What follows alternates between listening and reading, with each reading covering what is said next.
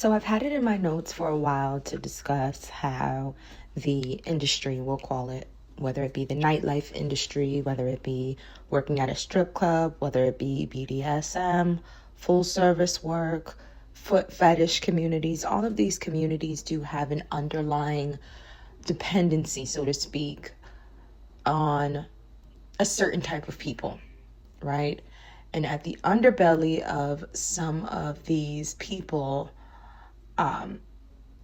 are certain mentalities, and these mentalities are not always healthy. There are some overall things to be aware of, because when engaging in nightlife activities, we'll call it, when engaging in adult activities, there's always to be an awareness of safety, an awareness of health, whether that be mental, physical, or emotional.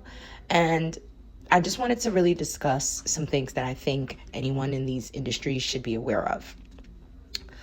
There are discussions around feminine energy and keeping our femininity and our feminine energy alive. And although this is an inclusive space, like my Patreon is welcome to anybody and everybody, I do want to specifically speak to the femmies and the women who identify with that energy. I think it's really important that we all are aware of how that feminine power can also be used against you. When it comes to safety, when you appear to be more feminine, you appear to be more soft. A lot of people who don't understand duality, or who don't understand you and the many nuances that you may have as an individual, will put a target on you because of that feminine energy. I've seen quite a few crazy things. I've seen a girl get robbed for all her money that she worked all week for in the strip club. I've seen girls who are new to the club get taken advantage of by clients, whether that be physically or financially. I've seen girls who bartend get manipulated into doing things they maybe don't want to do in order to make a sale. Even within BDSM, there are subs who are going to try to push your boundaries.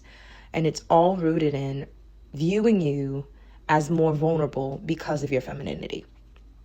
So how do we combat wanting to remain feminine, wanting to have this light, pretty aura that people are attracted to and want to spend money on and with, while letting them know not to play with you? I think boundaries are extremely essential when trying to maintain this delicate balance. And it's really just sitting down with yourself and figuring out what you will and won't tolerate, what you truly desire, what you want to get out of this. Long-term goals are really important to have, because once you write them down, they will sing in the back of your head. Let's say your goal is $5,000, and then you never want to work a night in a strip club again because you have a major investment plan that's going to yield you so much return on interest that you'll never have to dance again. That $5,000 is going to sing in the back of your head, and you are not going to settle for haggling, penny pinching clients, because you have limited time to meet that goal. So definitely writing down our goals and creating a plan to get there, in addition to setting those boundaries, will help put you in a safer space. Also, having screening practices, having essential questions that you ask clients in order to make sure that you're playing things safer.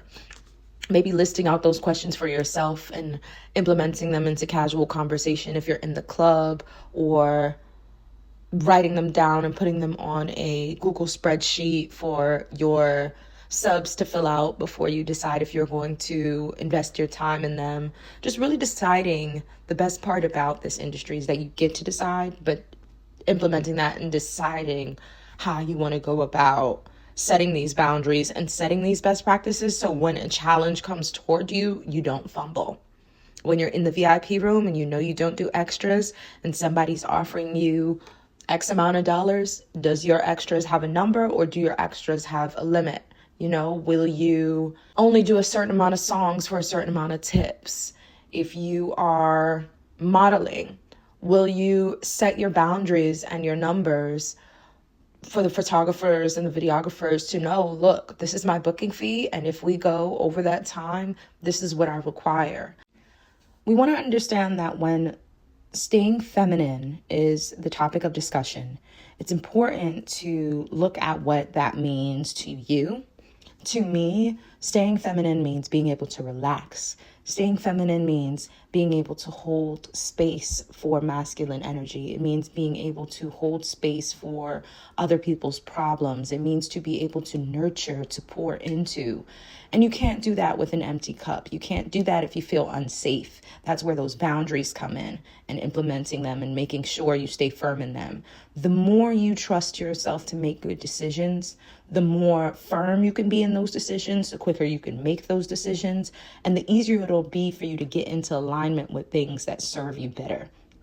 So in doing your best to remain feminine in an environment that can make you feel unsafe and an environment that can try you, it's important to kind of filter those things out and expedite the process. And what that does is that gives you more time and energy to rest. And I'll give you an example, right? You go to work, you're on set for a modeling gig. You've already explained to them that you have an hour and a half as per your booking fee. You've set up your booking website, which I do recommend. And if you need help with, you can always reach out to me for. There are some resources already on the page. But you get on set and you let them know you have an hour and a half. It's 15 minutes after an hour and a half. You've decided that 15 minutes is your grace period. So you let them know you're going to wrap up. You give them maybe 5 extra minutes for last minute photos or last minute content. And then at that point, you walk off that set. Now, depending on the opportunity, I do want you guys to understand also in that setting boundaries and things like this, there will be some flexibility there. If this is a major brand, you're working with L'Oreal or MAC Makeup, you may not want to walk off that set, right? But if you're working with somebody who maybe has a low follower count, not really much engagement on any of their profiles, new and upcoming brand, it all comes down to what defines value for your time for you. But follow me in this example, right?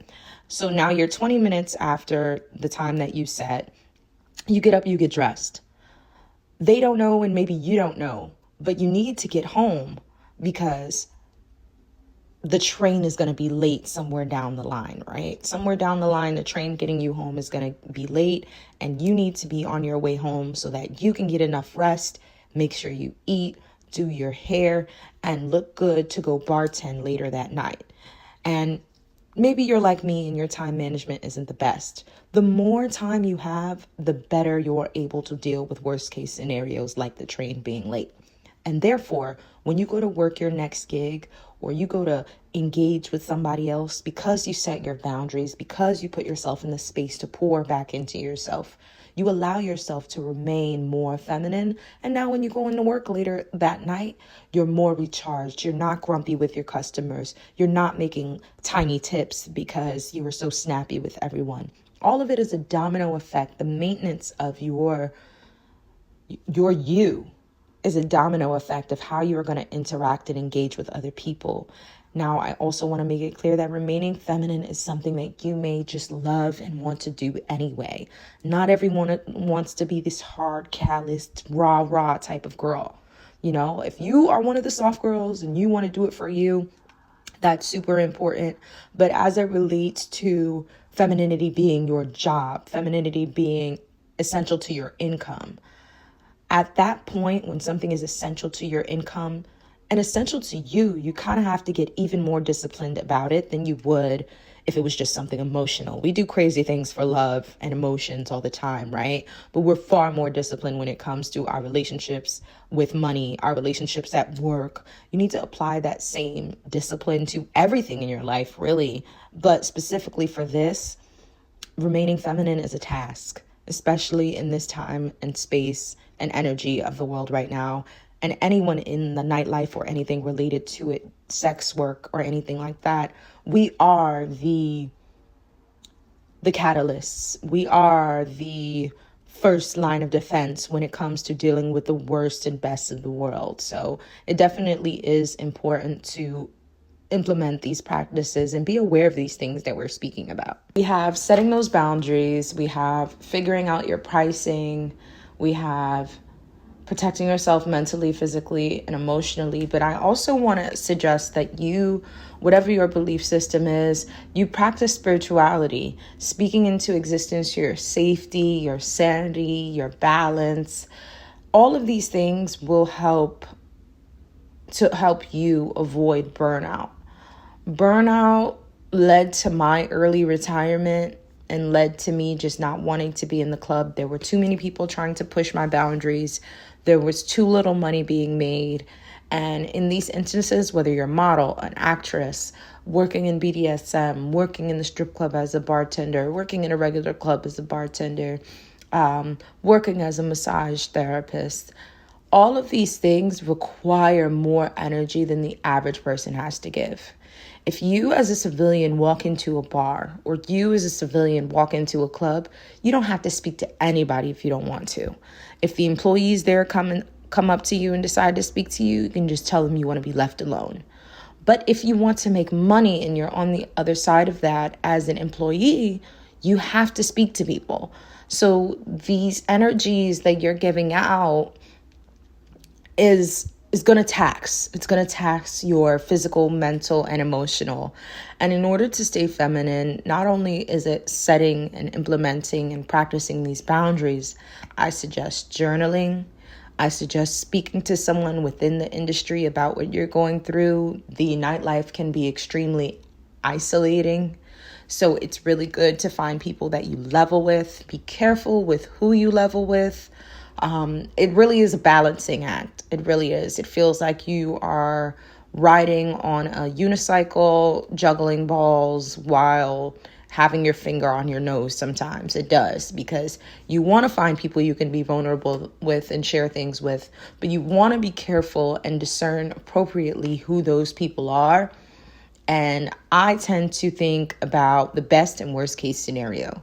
Best case scenario, me and this person don't work out. We'll go our separate ways. We're both mature enough to understand adults don't share each other's business, understand that any agreements we had, whether it be financial or work related, any agreements we had still stand, as long as there was no disrespect or harm done. Worst case scenario being this person's going to tell your business. This person might physically harm you. This person might try to get you fired from your job. So really consider the worst and best case scenario and find out where the people that you're sharing things with fall into that. There are some recommendations I've made on my page for people you can talk to and speak to about different things that you're going through. So definitely explore those. And to sum it up, I think that for me personally, doing yoga, journaling, having boundaries, setting numbers, putting myself in the financial position to be able to say no to things I don't want to do. There are times where I get custom videos requests or booking requests that I don't want to do. I'm not feeling well that day. If I have enough to be able to say no at least 2 or 3 times, let's say $100 custom, if I have at least $200-$300, whether it be tucked away or in my account currently, I can consider, yes, the nightlife can be very unpredictable unless you are on commission. Even if you're on commission, unless you are an official employee getting paid a hourly wage, and even then that's still unpredictable. I do consider that turning that money away may impact me later, but if I can afford to say no 3 times and I don't have any upcoming bills, which I take a look at in my budget, in my planner, I'll give myself the space to be able to say no, because if it's going to impact me mentally, physically, emotionally, or spiritually to my detriment, it's just not beneficial, because doing that video may be so draining that the next day when I have to get up and do the next task, I can't. So you also want to keep in mind how each decision will impact your long-term goals. If you guys have any questions, let me know. I'm here to help. Stay safe, stay sane, and make that money.